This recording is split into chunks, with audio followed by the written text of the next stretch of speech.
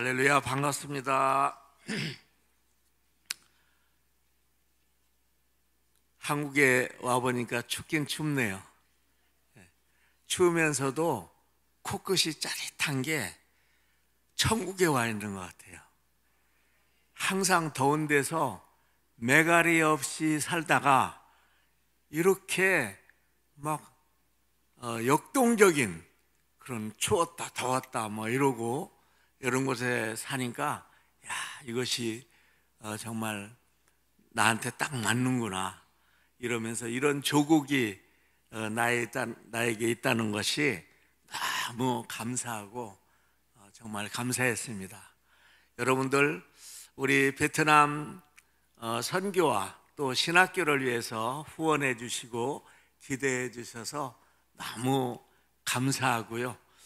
저희는 참 별 문제가 없이 참 이렇게 신학교도 점진적으로 발전하고 있고 그 사람들도 든든히 서가는 것을 볼 때 정말 감사가 넘칩니다. 특별히 하늘성 교회 또 소식도 제가 가끔 듣고 우리 이재호 목사님 그 활동하시는 소식도 듣는데 너무 감사하더라고요. 우리 하나님이 우리 하늘성 교회와 여러분들을 너무 사랑하시는 것 같아요. 제가 잠깐 기도하고 시작하겠습니다. 하나님 아버지, 감사하고 고맙습니다. 우리의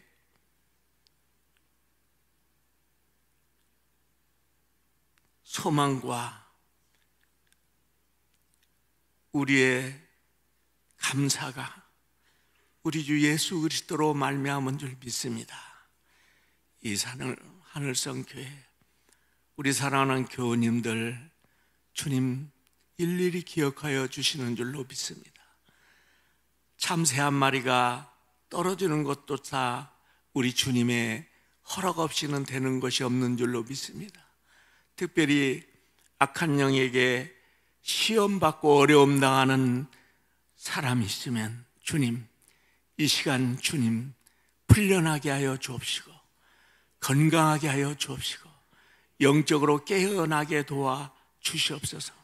말씀이신 하나님의 말씀이 놀라운 능력이 이 시간 역사되기를 원합니다.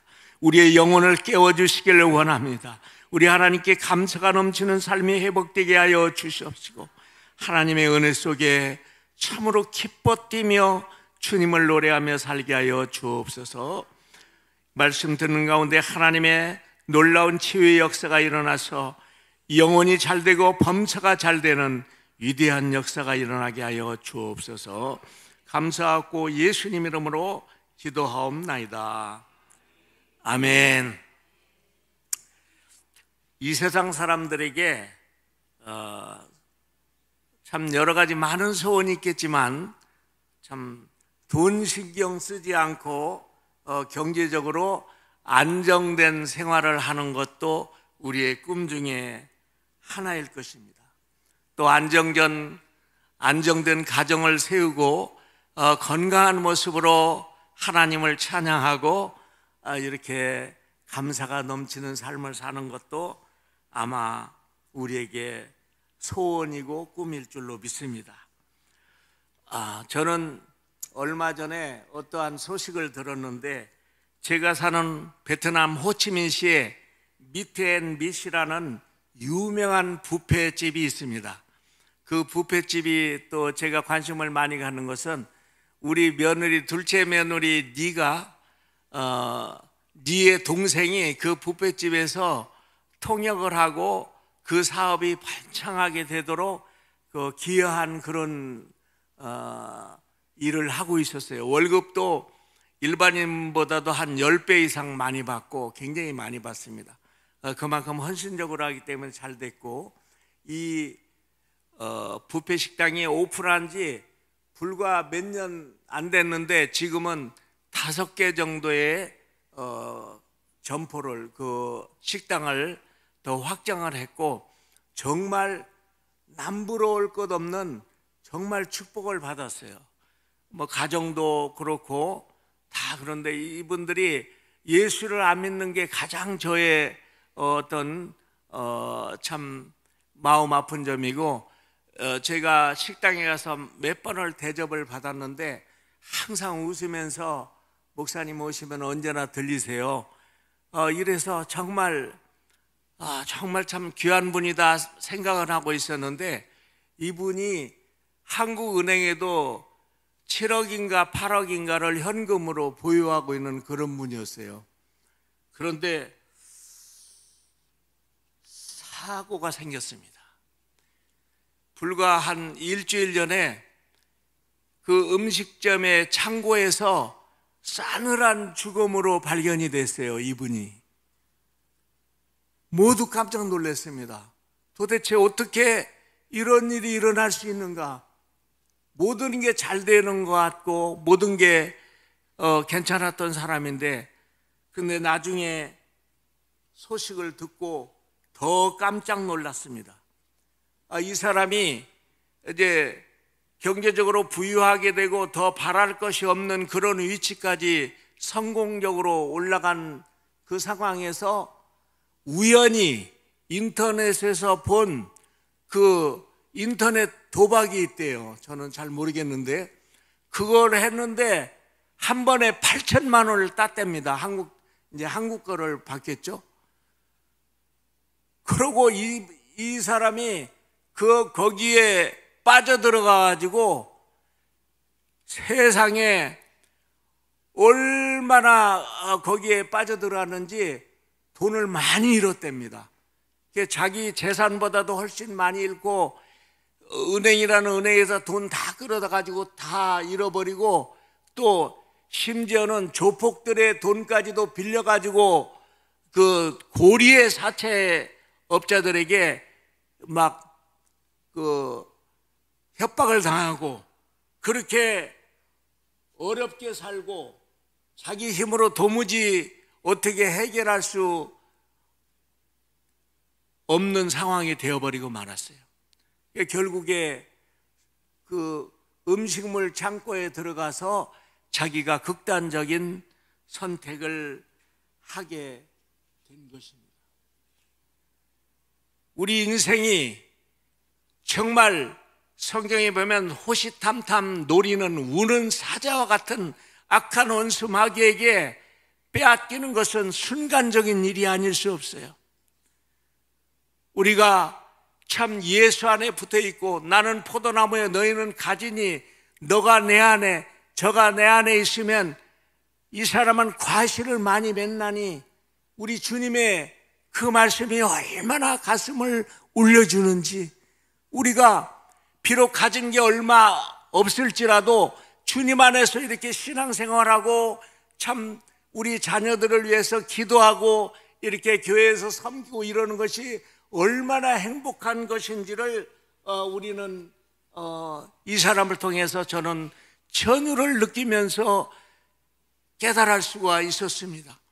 그리고 내가 하는 사역이 얼마나 중요한지, 내가 좀 더 용기를 내서 좀 더 이 사람에게 적극적으로 다가가서 그가 가지고 있던 그 많은 재산들을 선교를 위해서, 하나님 나라를 위해서 썼다면 얼마나 행복하고 얼마나 더 좋을 것인가, 제가 하나님께 눈물을 흘리면서 회개를 했어요.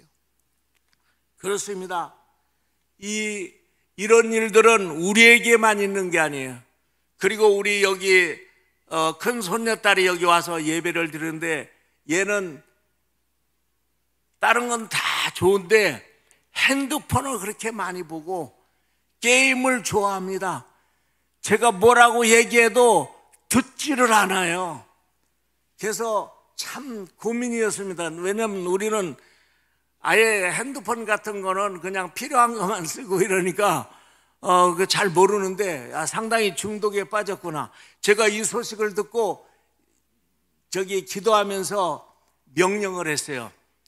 앞으로 핸드폰은 저녁에 잘 때는 절대로 옆에 두면 안 된다. 왜냐하면 핸드폰에서 전자파가 나와서 굉장히 안 좋다고 하더라고요. 저쪽에다 놓고 저녁에 8시 이후에는 일절 핸드폰 안 된다.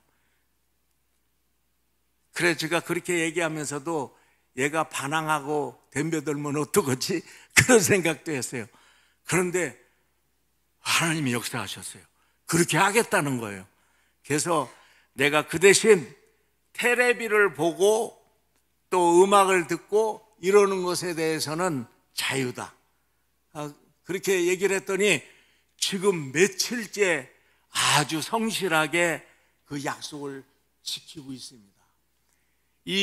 사실 우리가 핸드폰이나 이런 인터넷 같은 것이 참 굉장히 중요하고 좋지만 제일 중요한 것은 우리가 마귀에게 우리 영혼을 노출 안 시키고 우리 하나님과 더불어 일생을 산다는 것이 얼마나 행복하고 복된 일인가를 깨달은 것이라 믿습니다.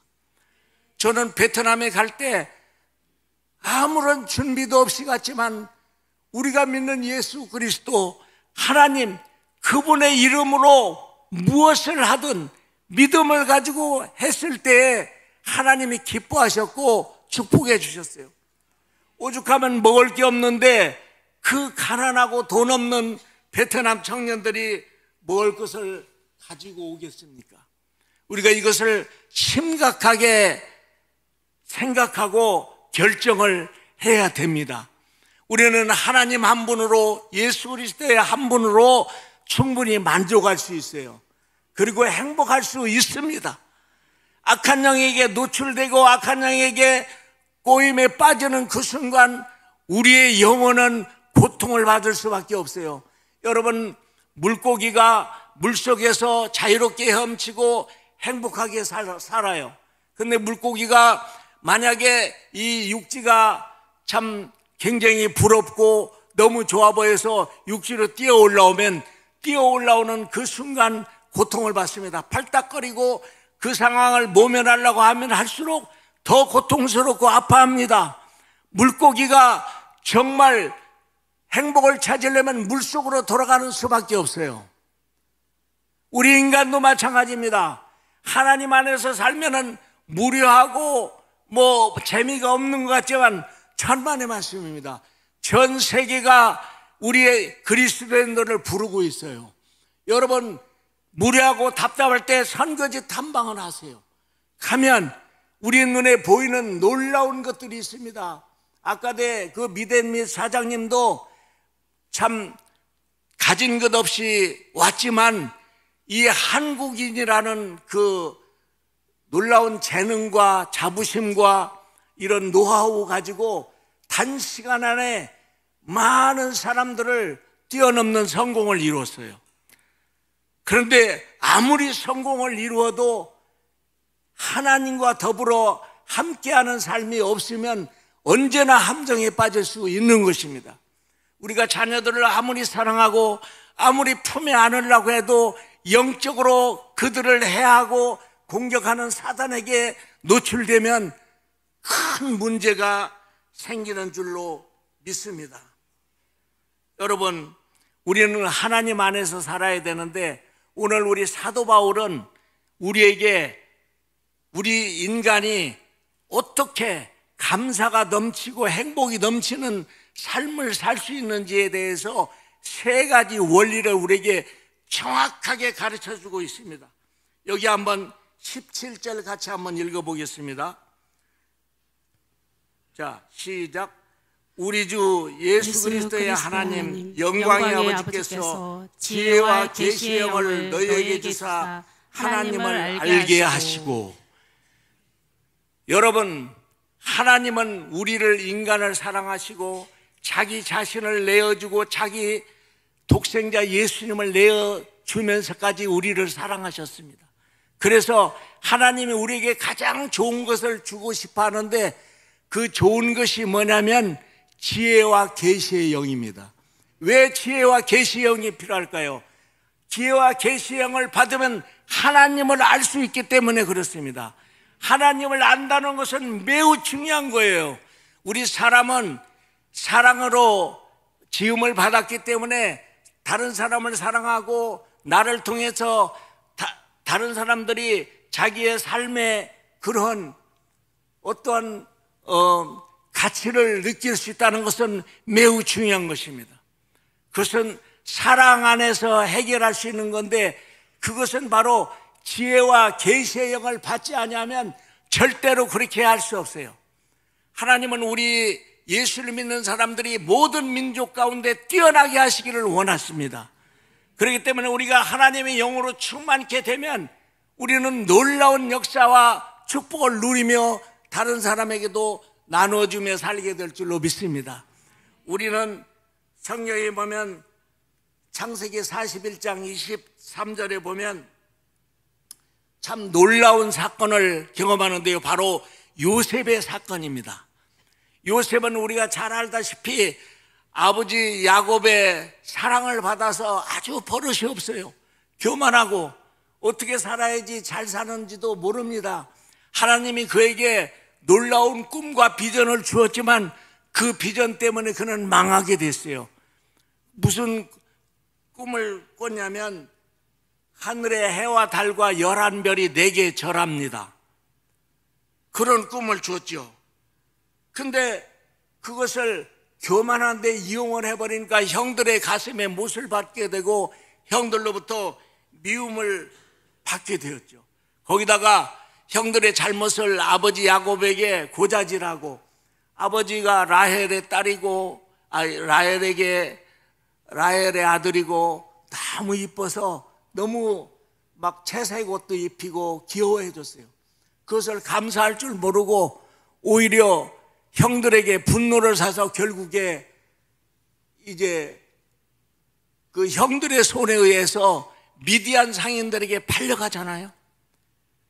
야, 그런데 요셉이 얼마나 분통이 터지겠습니까?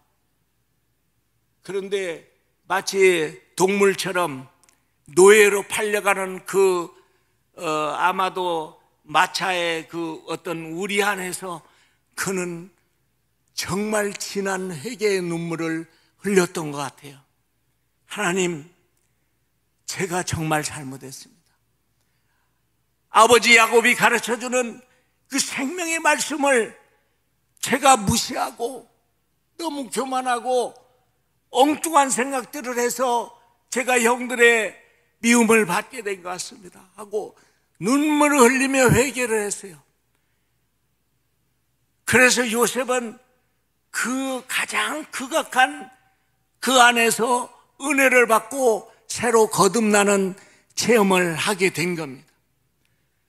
그래서 그 후에 나타난 요셉의 역사는 절대 교만하거나 하나님의 뜻을 버리는 행위를 안 저지른 거예요. 우리 사람들은 원래 아담과 하와가 선악과를 먹었기 때문에 언제나 죄를 지을 수 있는 가능성이 있습니다. 그래서 우리 하나님은 우리에게 거듭나는 것이 얼마나 중요한 것인지 가르쳐주고 있어요. 요한복음 3장 5절에 보면 물과 성령으로 거듭나지 않으면 결단코 천국에 갈 수 없느니라라고 말씀하시잖아요. 물이라는 건 하나님의 말씀입니다. 또는 침례라고 세례라고 생각할 수도 있어요. 예수 그리스도로 말미암아서 우리가 깨끗하게 되고 새로운 영이 태어나지 않으면 절대 천국에 갈 수 없다는 것입니다. 이 말씀은 요한복음 3장 5절 말씀은 제가 예수를 믿고 구원받는 아주 핵심적인 말씀입니다. 저는 10살 때부터 이 경당리 교회라는 여기 부리면에 가면 지금도 있어요. 경당리 교회 지금 통합축교회더라고요. 그 교회를 친구와 같이 다니면서 야, 세상에 교회가 이렇게 좋구나. 나는 앞으로 계속 교회를 다녀야 되겠다. 왜냐하면 교회 가면 집사님들 뭐 전도사님 목사님 얼마나 사랑해주고 정말 이뻐해주고 교회 가면 진짜 사람이 되는 기분이더라고. 우리 집에 있을 때는 맨날 무시당하고 말도 함부로 하잖아요. 이 믿지 않는 사람들은 말도 함부로 해요. 옛날에는 뭐 빌어먹을 놈은 보통이에요. 나가서 저 뒤질 놈 뭐 이런 얘기도 하고 하여간 어떻게 말도 그렇게 할 줄 몰라. 근데 교회만 가면 그냥 그래서 교회 가서 기염을 많이 받았어요. 제가 암성대회 하면 항상 2등 했습니다. 1등은 안 돼요. 집사님 아들이 하나 있는데 양현조라고 그 친구는 세광고등학교 그 교장도 하고 그렇게 하고 지금은 이제 은퇴했지만 그 친구가 이제 전도를 해서 교회를 하는데 그렇게 좋더라고. 그런데 문제는 하나님을 못 만나는 거예요. 목사님들은 하나님이 계신다고 막 10배를 더 하시는데 믿어지질 않는 거예요. 도대체 이거 어떻게 하면 좋아요? 나는 하나님 믿고 싶은데. 그런데 뭐 학생회장이고 뭐고 다 했죠. 교사도 하고 어릴 때부터 교사를 했어요. 다 했죠. 그런데 진짜 거듭나지 못한 거예요. 그래서 막 굉장히 안타까웠습니다.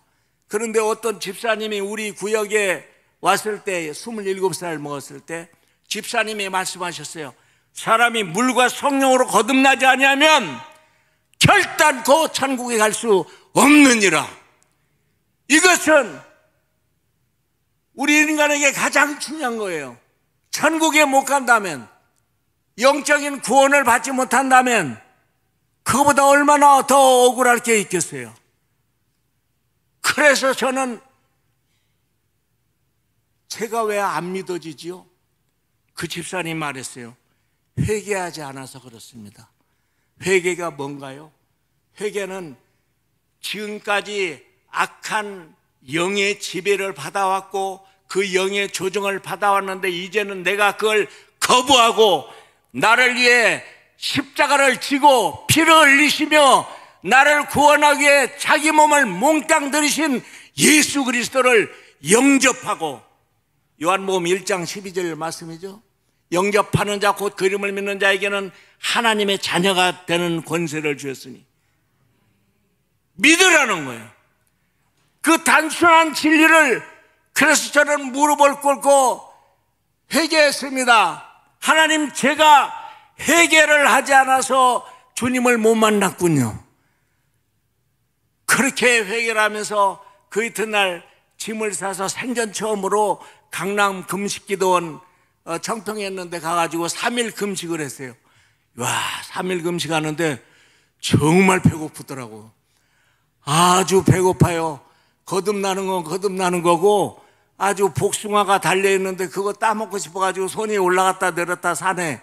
그러면서 어쨌든 그 바람에 식당에 가서 또 너무 배고프니까 근데 금식이 뭔지도 모르고 하는 거예요. 킁킁거리다가 어떤 키도 조그맣고 막 이렇게 펑퍼하지만 아줌마가 나와서 어이 청년 어떻게 왔는가 그래서 제가 예수님을 만나라고 왔습니다. 그랬더니 그래? 그럼 내가 기도해 줄게 하면서 간절히 기도를 해주는데 제가 눈물이 쑥 둘러 빠졌어요. 자기가 소개해요. 내가 최자실 목사야. 최자실 목사가 누구지? 저는 몰랐죠. 근데 나중에 알고 보니까 조용기 목사님의 그 장모님. 그래서 그분이 딱 한마디 하셨어요. 우리 청년은 온 세계를 다니면서 수많은 영혼을 구원하겠구만. 이를 놓고 기도하게 그랬어요. 그래서 저는 그 말씀이, 그분이 그렇게 해주신 말씀이 가슴 속에 항상 있었어요.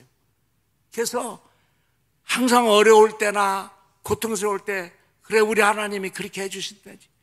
그리고 나서 이 하나님을 만난 체험은요 정말 다르더라고요. 3일 금식기도 하고 이제 집으로 내려가는데 그때까지 아무렇지도 않던 꽃과 나무나 이런 모든 것들이 막 내 영혼이 다시 태어난 것을 축복해 주듯이 막 할렐루야가 넘치고, 그리고 사람들을 보면 저는 원래 좀 욕심이 많아요. 그리고 사실 공부도 잘했고, 근데 사람들이 전부 다 내 경쟁자로 보이는 거예요. 우리 동창이나 친구들 중에 나보다 더 잘 사는 사람이 있어서는 절대 안 돼요. 나보다 더 공부 잘하는 사람이 있으면 절대 안 돼요. 그렇게 모든 사람을 경쟁자와 뭐 이런 적으로 대하는 그런 마음이 생겼는데, 거기서 말씀을 듣고 막 이러면서 내 원수를 사랑하라. 어떻게 원수를 사랑하지? 원수는 반드시 죽여야 되는데 이거 말이 안 되잖아요. 사랑하는 게. 네가 원수를 죽는 게 아니라 너가 죽으면 원수를 사랑할 수 있다는 거예요. 할렐루야. 여러분, 내가 죽으면 그리스도 예수와 함께 내가 십자가에 못 박혀 죽으면 원수를 사랑할 수 있습니다. 여러분, 죽은 사람은 누가 아무리 때려도 아프지 않습니다. 누가 아무리 욕을 해도 아프지 않아요. 교회 와서 시험에 들어도 시험에 드는 것이 아니에요. 죽었는데. 그리스도 예수와 함께 십자가에 못 박혀 죽었는데 어떻게 알겠습니까? 죽는다는 것은 부활할 수 있다는 말씀이에요. 우리가 마귀와 함께 살았던 모든 정욕과 육체적인 것은 죽고 예수 그리스도의 놀라운 생명과 능력은 부활하는 것입니다. 할렐루야. 이것이 비밀이었어요. 그래서 저는 막 너무 기뻤습니다. 그리고 지혜와 계시의 영도 받았지만 진짜 회개하고 나니까 제 눈이 밝아져 가지고요, 2km 있는 물체들도 환하게 보여요. 나중에 막 사람들 마음속에 있는 죄까지 보여가지고 제가 아주 큰 어려움을 당했는데, 담당 목사님한테 상의를 했더니 절대로 아무한테도 얘기하지 말고 기도만 하라고 해서 제가 그 위기를 모면했고, 나중에 하나님이 저의 마음속에 그 뿌연 그런 이게 실질적으로는 유리창 같은 것이 위에서 싹 내려오더니 가려졌어요. 제가 얼마나 기도했는지 몰라요. 다른 사람들이 하는 행위가 내 눈에 보이지 않게 해달라고. 보여요. 이렇게 보면, 지금 안 보이니까 걱정하지 마세요. 보여요. 저 뭔 짓을 하고 다니는지 보여요. 그러니까 얘기하고 싶으면 집사님 이렇게 하고 싶은데, 우리 목사님이 참 지혜롭게 잘 가르쳤잖아요. 기도만 해주고 절대 얘기하지 마라. 그래서 그 위기를 모면했습니다. 우리 하나님이 우리에게 지혜와 계시의 영을 보여주셔서 우리가 미래도 볼 수 있고 하나님의 놀라운 창조의 세계와 축복의 세계를 볼 수 있는 영이 열려질 줄로 믿습니다. 여러분, 이걸 심각하게 생각하지 아니하면 우리가 마귀에게 시험에 걸릴 수가 있어요. 두 번째로는 마음의 눈을 밝히신다고 사도 바울이 말씀하셨어요. 18절 한번 읽어보도록 하겠습니다. 18절 시작. 너희 마음의 눈을 밝히사 그의 부르심의 소망이 무엇이며 성도 안에서 그 기업의 영광의 풍성함이 무엇이며. 아멘. 눈은 몸의 등불이라고 했습니다. 우리가 어떠한 사건을 보든지 어떠한 사물을 볼 때, 심지어 우리 자녀들을 볼 때 우리가 어떤 눈으로 자녀를 보는가에 따라서 그 자녀의 모습은 현저하게 다른 모습으로 보여집니다. 저는 우리 여기 손녀딸 이름이 박수아인데, 저 이름이 제가 원래 박수아입니다. 제가 이름을 제가 줬어요. 하나님께 받아서 여호수아처럼 땅을 넓히고 이렇게 해서 하나님의 세계를 넓히라는 뜻에서 했는데, 제 아버지가 달라고 그래요. 아버지 수아라는 이름이 너무 좋아서 우리 딸에게 줬으면 좋겠습니다. 딸을 너무 사랑하니까 제가 줬어요. 그런데 여러분들도 다 그렇겠지만 사람을 볼 때 이쁘게 보는 것은 복입니다. 아무리 못된 짓을 해도 이쁘게 보여요. 그런 면에서 저는 어머니들의 눈은 정말 귀한 눈이라고 봐요. 자식들이 아무리 상식 밖의 일을 해도 어머니는 다 자식 편이잖아요. 그리고 자식을 끌어안고 이 자식을 위해 기도하고 얼마나 감사하고 얼마나 이쁩니까? 눈은 이 마음의 등불이라고 그랬어요. 우리가 예수 그리스도의 생명을 가지고 있으면 다른 사람들의 좋은 것이 얼마든지 눈에 들어오는 것입니다. 저건 죽어도 안 돼, 저런 건 지옥에 나가야 돼, 이런 마음이 있어요? 없죠. 그럼에도 불구하고 우리 예수님이 너를 위해서 십자가에 못 박히고 너를 세우고 너를 살리고 너를 축복하기 위해서 예수님이 그렇게 고통을 당하신 거야. 여러분, 이런 마음이 없으면 어떻게 선교를 하겠습니까? 선교를 할 때 반듯하고 좋은 사람들만 오는 거 아니에요. 별별 사람들이 다 와요. 대부분 실패자들이 많이 옵니다. 교회도 마찬가지예요. 아픔 당하고 고통 당하는 그런 어려운 사람들이 많이 오기 때문에 그들을 어떻게 그들에게 힘을 주고 소망을 주고 이렇게 격려를 하고 이렇게 하는 것이 매우 중요한 것입니다. 우리가 신앙생활을 성공적으로 한다는 것은 뭐 특별한 게 없어요. 내 주변에 있는 나의 가족들에게 내가 얼마나 그들에게 희망을 주고 소망을 주고 그들을 격려해서 나를 보면은 그들이 힘을 얻고 살 용기가 생기게 하는지 이런 걸 봐야 돼요. 내 입에서 부정적인 말이나 그런 비판적인 말이 나간다면 한 사람도 살릴 수가 없습니다.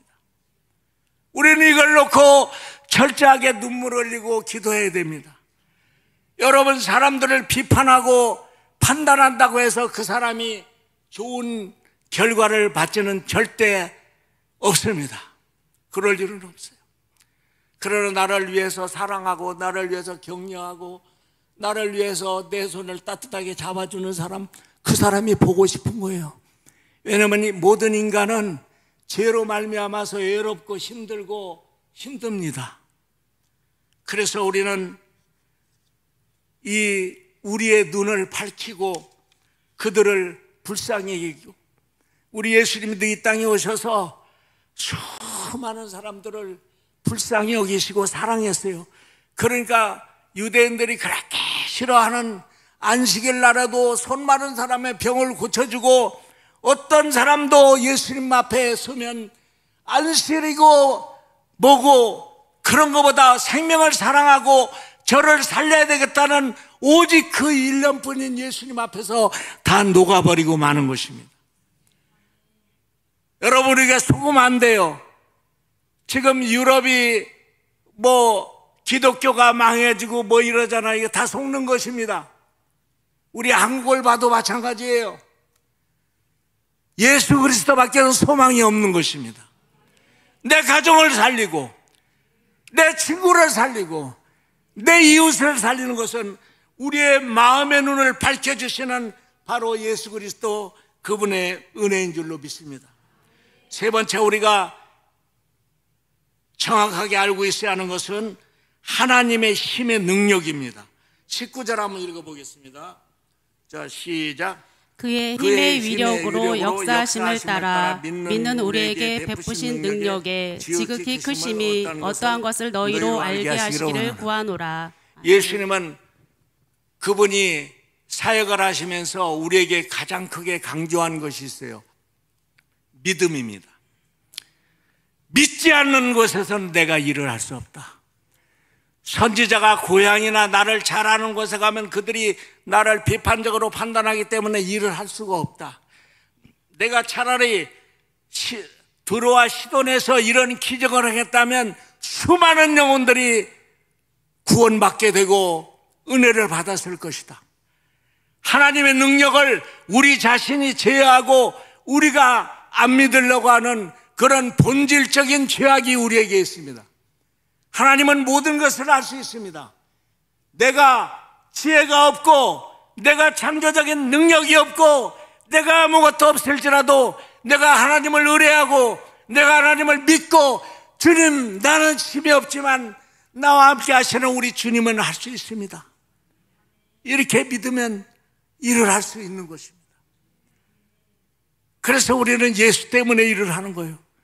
제가 아무런 힘도 없고 능력도 없고 언어도 못하고 이렇게 상당히 어려운 그런 외적으로 보면 흠모할 것이 없지만은, 그러나 베트남에 가서 62개의 교회를 세웠습니다.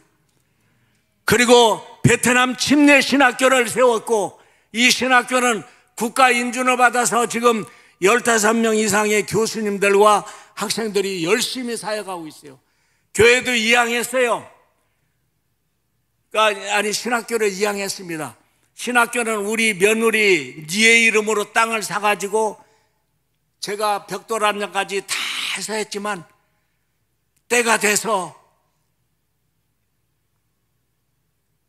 그 현지인들이 이양을 해주면 좋겠다고 해서 제가 기도하면서 하나님 어떻게 하면 좋겠습니까? 하나님이 제 마음속에 이양하라는 그런 음성이 들려왔고 제가 매우 섭섭하지만 섭섭한 거 아시는 분이 웃으시네요. 이게 굉장히 섭섭합니다. 내가 피땀 흘려서 만들어놨는데 그 등기 이전을 하면은 그 힘이 없거든요. 그런데도 해야 합니다. 왜? 우리는 하나님의 사람이기 때문에. 이양하고 나니까 내 짐이 싹 벗어진 것 같고 얼마나 좋은지 몰라요. 그리고 다른 사람들이, 젊은 사람들이 와서 더 잘하는 거예요. 아주 잘합니다. 그 바람에 저는 소수민족 신학교, 지금은 비전 신학교로 하는데 그걸 또 새로 만들어가지고 한국의 그 양평에 있는 연합 신학교 같은 그런 신학교를 또 만들었어요. 근데 저는 신학교 만드는데 하나님이 은사를 주시는 것 같아요. 뭐든지 한 가지 이렇게 해보면 그 노하우가 있잖아요. 그러니까 여러분들도 교회에서 학생들을 가르치면 가르치는 거, 찬양을 하는 거면 찬양을 하는 거, 뭐 청소하는 거, 밥하는 거, 이런 거 하나님이 주시는 은사대로 주님께 감사하고 충성을 하시면 우리 하나님이 그쪽 분야에 놀라운 은혜를 주실 줄로 믿습니다. 우리 하나님, 나는 하나님을 믿고 나서 정말 내가 화장실 청소도 다 해보고 부끄러울 게 하나도 없는 거예요. 아무거나 할 수 있습니다. 우리 주님은 나를 위해서 십자가의 그 모진 고통을 당하시고 그 망신을 당하고 저주를 받고 침뱉음을 받으면서까지 사역을 하셨잖아요. 정말 감사하죠. 우리 하늘성교회 정말 기대가 됩니다.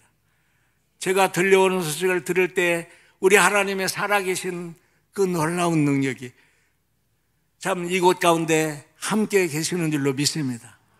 우리 이재우 목사님은 저하고 신대원 동기인데 누구보다도 친해요. 그리고 비전을 서로 나누고, 근데 나하고는 성향이 다릅니다. 이재우 목사님은 선교사하고 거리가 멀고 이런 목회를 잘하는 그런 스타일이에요. 정말 잘하잖아요. 우리가 감히 할 수 없는 뭐 자신의 무슨 권위를 나타내는 게 아니고 다른 사람을 이해하려고 노력하고 기다려주고, 이 기다려줘요. 교회에서 시험 안 드는 사람이 누가 있겠습니까? 그래도 끊임없이 기도하고 기다려주면 하나님께서 반드시 세워주고 하나님께서 살리실 줄로 믿습니다. 우리가 믿는 주님은 너무 좋으신 분입니다. 우리를 결코 실망시키지 않아요. 우리 주님이 저와 여러분을 꼭 안아주고 우리가 늘 감사가 넘치고 행복이 넘치는 그런 하나님의 자녀들이 되는 것을 지금도 기다리고 기대하고 계신 줄로 믿습니다. 결론을 말씀드리겠습니다.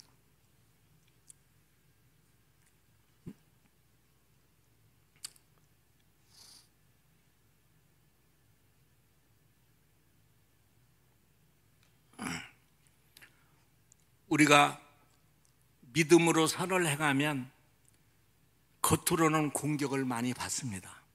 저게 잘난 척 하려고 그래. 우리가 구군에, 베트남 호치민시 구군에 그 선교센터를 옛날에 처음에 가서 지었어요. 그리고 거기서 제가 핍박도 무척 많이 받았습니다. 저는 다른 사람을 사랑하고 커피 사주는 죄밖에 없어요. 그리고 정말 사람들을 불쌍히 여기고 사랑하려고 했던 그런 마음밖에 없습니다. 그런데도 그렇게 공격을 많이 합니다. 어떤 때는 우리 선교센터 대문에 와서 뒷집에 어떤 사람이 이 야자를 그 자르는 그 어마무시한 이 도끼가 있는데 그걸 가져와서 이 한국놈 나오라고 죽여버리겠다고 그래서 우리 제자들이 청년들이 있는데 청년들이 굉장히 말려요. 목사님 지금 나가면 진짜 죽습니다. 나는 죽으러 가야지 걱정하지 마. 내가 밖으로 나가서 싹 웃으면서 형제였는데 나보다 키가 커요. 베트남 사람이 큰 사람이 별로 없거든요. 그래서 내가 딱 안으려고 하니까 도끼를 딱 들더니 치려고 그러는 거예요. 그래서 내가 치라고, 나는 이 베트남에 죽기 위해서 왔다. 고개를 딱 돌려댔어요. 그래서 나는 어떻게 이렇게 용기가 났는지 몰라. 지금은 못할 것 같아. 도끼를 딱 드는데 치라고 그러더니 딱 치려고 그러더니 자기도 놀래가지고 도끼를 떨어뜨렸어요. 그래서 형제요, 나는 형제를 사랑합니다. 내가 뭐 잘못한 게 있으면 용서해달라고. 내가 뭘 잘못했냐니까, 네가 에어컨을 이 밖으로 달아가지고 지네 집으로 더운 바람이 온다는 거예요. 집하고 거기 거리가 한 50m 되거든요. 50m까지 에어컨 바람이 날아갑니까? 그래서 내가 웃었어요. 그것도 코미디 하는 걸로 보이더라고. 근데 그 바람에 자기 엄마가 와가지고, 얘야, 그 점잖은 양반한테 왜 그렇게 행패를 부르냐. 원래 동네 깡패예요. 데리고 가요. 그러니까 너 내가 공안한테 고발해서 너 진짜 쫓아내버릴 거야. 근데 그런 얘기를 했어요. 그래서 내가 축복한다, 잘 가라 했는데, 그리고 제가 사역을 하다가 거기서 추방을 당했어요. 2000년도에 추방을 당했어요. 수갑에 채워서 경찰서에 끌려가기도 하고요. 많이 했어요. 근데 주님의 일을 하면서 그렇게 핍박을 당하니까 정말 속으로 기분이 좋더라고요. 하나님이 늘 은혜를 주시고 때마다 사랑하는 아들아, 사랑하는 종아 이렇게 불러주시는데, 핍박 당할 때마다 눈물이 쏟아져요. 너무 감사하더라고. 이렇게 늘 찬양을 하고, 우리가 길가에 있었는데 2층에서 막 기타를 치고 제가 찬양을 하는데 한 2시간, 3시간씩 찬양을 하거든요. 문을 열어놓고 앞에서 찬양해서 사람들이 무슨 콘서트 하는 줄 알고 밖에서 들어요. 여러분들 제가 찬양하는 거 보면 놀랄 거예요. 정말 찬양을 잘 못하거든요. 근데 하나님의 은혜를 받으면요, 하나님이 기름 부어주시면 은혜가 막 돼요. 그 사람들도 찌릿찌릿하나 봐. 그래가지고 막 그렇게 하면 사람들이 막 와서 박수도 쳐주고, 그러니까 제가 못하는 걸 잃어버리고 잘하는 줄 알고 더 열심히 했습니다.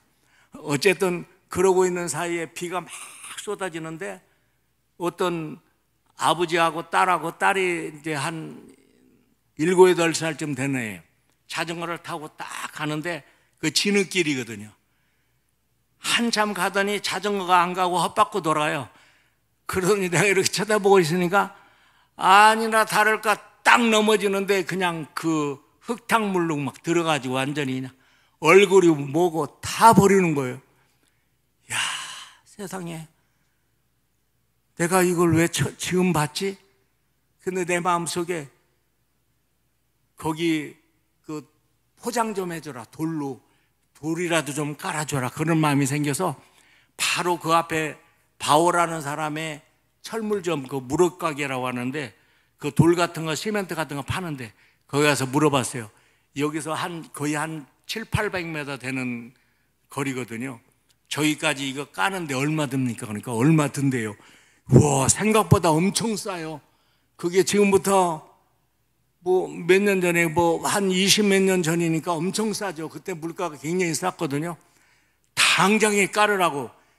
이 말이 떨어지자마자 막 차들이 와가지고 돌멩이 큰 거 딱 갖다 놓으니까 막 동네 사람들이 언제 연락을 했는지 삽을 가지고 나와서 막 피고, 그 다음에 중간치 돌 놓고 맨 위에는 이제 자갈 같은 거 쫙 깔아가지고 하는데, 제가 돈을 주고 시키는데도 야, 진짜 잘했다 하는 생각이 들더라고요. 아주 그냥 길이 말끔하게 그렇게 된 거예요. 야, 정말 잘했네. 나가고 싶은데 그런 거 있잖아요. 속이 계면적인 거. 지금 나가면 이거 속이 간지러울 것 같은데. 그래가지고 해가 넘어가서 한 6시쯤 될 때 어둑어둑할 때 나갔는데, 세상에 내가 나온지 어떻게 알고 사람들이 막 쏟아져 나와가지고 박수를 치는 거예요. 야, 정말 잘했구나. 그런데 그로부터 이제 제가 추방을 당해서 한국을 왔다가 다시 들어가니까 큰 역사가 일어났어요. 그게 뭔 일이 일어났냐면 그 이제 토지 구획 정리 이런 걸 하는데 우리가 명의이전을 안 했거든요. 명의이전을 안 해줍니다. 조그만 땅 같은 거는 안 했는데 이제 그 어떤 목사님 사모님의 이름으로 했는데 그 목사님이 자기 이름으로 등기를 해야 된다고 와서 동네 사람들한테 그 5명의 인후보증이라는 게 있어요. 우리나라도 옛날에 있었는데 그 5명의 주위 사람들의 이제 도장을 받으면 그 명의이전이 되는 겁니다. 그래가지고 집집마다 다니면서 하니까 우리 집 주위에 있는 사람들이 이건 내 땅이 아니야, 이것은 목사님 땅이야, 박 목사님 땅이야 이러고 아무도 안 해줬다는 거예요. 제가 이제 추방당했다가 이제 풀려서 가보니까 그렇게 얘기를 하는 거예요. 얼마나 고마워요. 그 몇 푼 되지도 않아요. 그래서 사람들의 마음이 그렇잖아요. 그래가지고 너무 감사했습니다. 우리가 선행을 베풀고 뭐 일을 하면 얼핏 보면 바보 같아요. 연구하시나 모르겠네. 바보 같은데 우리 하나님은 기억하고 계십니다. 하나님을 믿는다면 그런 걸 믿는 거예요. 우리가 주님 앞에 보상을 바라는 건 아니지만 주님이 반드시 축복하시고 함께 하시고 우리에게 복을 주시고 늘 감사가 넘치는 삶으로 인도해 줄 줄로 믿습니다. 우리 같이 한번 일어나셔서 우리 주님께 감사기도 한번 해보시겠습니다.